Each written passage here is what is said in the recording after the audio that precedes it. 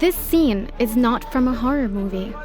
This is Palestine, old city in Al-Khalil occupied West Bank, where the daily journey to school almost always turns into a nightmare for countless Palestinian school children.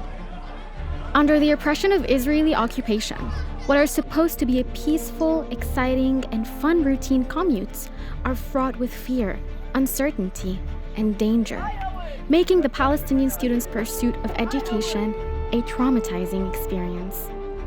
A particularly troubling part of this daily struggle involves the frequent encounters with Israeli military checkpoints. When approaching these checkpoints, school children routinely face lengthy lines, extensive security measures, and the constant specter of both verbal and physical assault, which in many cases escalates to arbitrary detention, not to mention being shot by live bullets. Open the door for them! You are making troubles! Yeah, you make a problem. You make a problem. Let them ولا كلهم ساكنين جوا هذولا كلهم ساكنين جوا.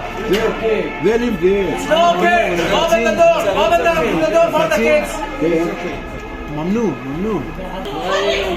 You are punishing the kids and this is illegal! On the way to school, children and their parents are forced to wait at checkpoints for long hours, regardless of the weather conditions. Parents often get assaulted and humiliated in front of their kids during drop-offs or when picking them up from school. Palestinian parents and teachers need permits to cross checkpoints, with each assigned a certain number.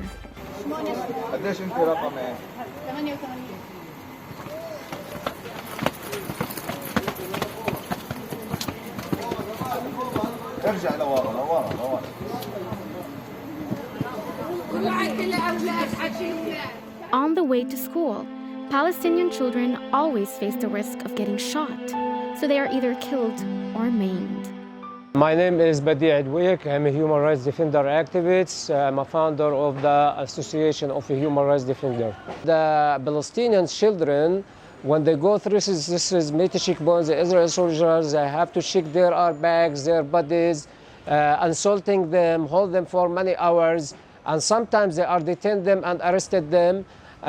It's happened also, many of kids, like groups of kids have been stuck inside these checkpoints because the soldiers have been closed the exit and also the entrance of these checkpoints just to humiliate the Palestinian children. And also once they have been also shot Palestinian, a child here in Bab al-Zawi, for example, he was 13 years old and Israeli sniper soldier, he was shot him in his eye and he lost his eye. On the way to school, Palestinian children can also be victims of settlers' violence. One of the obstacles and also the problems which is the Palestinian children facing in their daily life here, when they have to go to their schools or when they have to back, that settlers sometimes they are also stop them, also they are applying violence against them, humiliated them, insulting them, beating them in front of the soldiers and in front of the Israeli police, and they do nothing to protect the Palestinian children. Why? Because they are just Palestinians. After going through this painstaking journey, Palestinian children arrive at school to find it completely wiped out by Israeli bulldozers. The school they once knew is now reduced to rubble. The Israeli occupation, they are also target many of Palestinians' schools to demolish it. On the way to school, trauma walks alongside Palestinian children who bear the brunt of Israeli atrocities as children until adulthood, where another chapter of atrocities unfolds. That is if they survive. اسمي ليان أبو رميلة وساكنة بحارة تل رميدة، وكل ما نيجي على المدرسة إلا اليهود يفتشونا أو بخوفونا كتير، وكمان الكلاب اللي معاهم بضلهم يفلتوهم علينا. هديك المرة على المحسوم هذا اللي تحت مع المدرسة قعدنا يمكن ساعة ونص تحت قبل ما هو فاتحين لنا إياه.